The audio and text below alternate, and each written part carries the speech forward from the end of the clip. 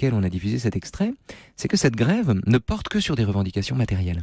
Comme si les idées de liberté, d'émancipation ou de paix étaient absentes de leur siècle. Alors, peut-on dire que ce qui s'est passé en février 17, à la Révolution russe, c'est, n'en déplaise à une lecture rétroactive et bolchevique de l'histoire, tout autant la détestation politique du régime et de la hiérarchie militaire que la misère matérielle qui a poussé les Russes dans la rue?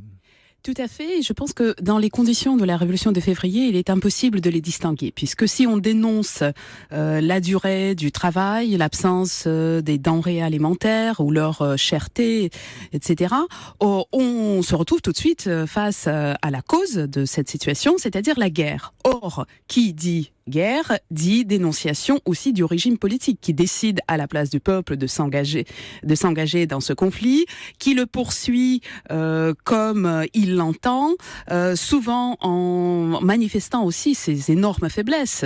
En fait, la bureaucratie tsariste, tout puissante qu'elle fut, elle s'est avérée incapable d'accompagner l'effort et d'accompagner l'effort mobilisateur que la société était prête à fournir. Ah oui, et ça s'est manifesté dès 1914-1915. Parce qu'en philo, on a quand même deux catégories. On a les causalités efficientes et les causalités finales. La cause efficiente, c'est l'enchaînement des causes et des effets. Vous vous asseyez parce que vos muscles se plient de telle manière que vous pouvez vous asseoir sur une chaise. La causalité finale, c'est l'intention. Vous vous asseyez parce que vous êtes fatigué, que vous voulez vous reposer. Donc, c'est pas la même lecture. On peut appliquer cette grille de lecture à la Révolution elle-même. Causalité efficiente, famine, misère, grève, etc. Causalité finale, idéal révolutionnaire qui trouve enfin l'occasion de s'incarner. Qu'est-ce qui est à l'œuvre en premier ? Moi, je dirais que ce n'est pas nécessairement un idéal révolutionnaire. C'est un certain idéal politique qui, depuis au moins 1905, a aussi des paroles. Enfin, il a été identifié par certains mots qui ne sont plus réservés uniquement aux élites. Ce sont des mots tels que constitution, parlement, démocratie, représentativité, droit, liberté, etc. Ces mots se sont largement diffusés dans la population russe, notamment au moment de la Révolution, ce qui fait que justement, il y a je ne dirais pas un projet politique, puisque ça suppose quelque chose de beaucoup mieux formulé, mais il y a cette idée politique qui n'est pas, je répète, nécessairement révolutionnaire, puisqu'on pouvait y aboutir à travers des réformes. Donc, elle est présente. Pardon, ceux qui arrivent au pouvoir en février, c'est pas ceux qu'on s'est représentés ensuite comme des bolcheviks tueurs d'enfants, le couteau entre les dents. C'est pas eux qu'on a voulu caricaturer, au fond.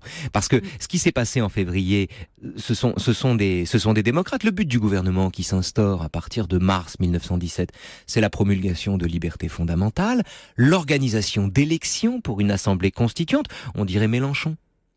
Oh non, je pense qu'on dirait plutôt Hamon, peut-être Macron. Ah oui, carrément Macron au pouvoir en février. Enfin, il faut attendre. Il faut donner le nom de la figure qui les a cristallisés. Rappelons quand même qu'entre en février-mars, enfin disons plutôt en mars, les bolcheviks, ceux qu'on a appelés les bolcheviks, sont minoritaires. Ah, absolument. Ce sont les mencheviks qui sont majoritaires à ce moment-là, sous la férule d'un homme, d'une figure charismatique qui est mort en 1970 d'ailleurs, qui était Kerensky. Quelques mots sur lui ? Mencheviks et des éssers, puisqu'il y a aussi, donc les mencheviks, c'est une fraction du Parti social-démocrate russe qui regarde plutôt du côté des ouvriers.